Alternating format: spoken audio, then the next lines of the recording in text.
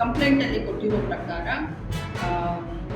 ಒಂದು 800.400 ಮಿಲಿ ಇರುವಂತಹ ಒಂದು 24 ಕ್ಯಾರೆಟ್ ಚಿನ್ನದ ಪಟ್ಟಿ, ಇನ್ನೊಂದು 518.360 ಮಿಲಿ ಇರ್ತಕ್ಕಂಥ 916 22 ಕ್ಯಾರೆಟ್ ಚಿನ್ನ ಅಂತೇಳಿ ಅವರ ಈಗ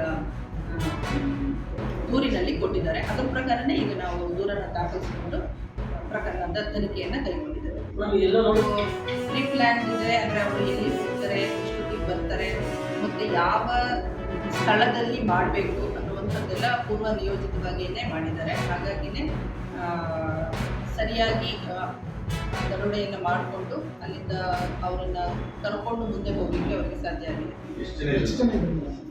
ಇವರು ಹೇಳ್ತಾ ಇರೋ ಪ್ರಕಾರ 3 ವಾಹನಗಳಲ್ಲಿ ಬಂದಿದ್ರು, ಸುಮಾರು 10ರಿಂದ 12 ಜನ ಇದ್ರು.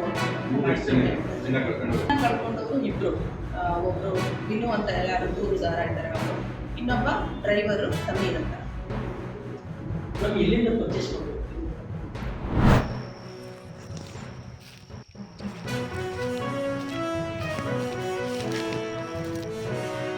ಯಾವ ಊರವ್ರು ನೀವು?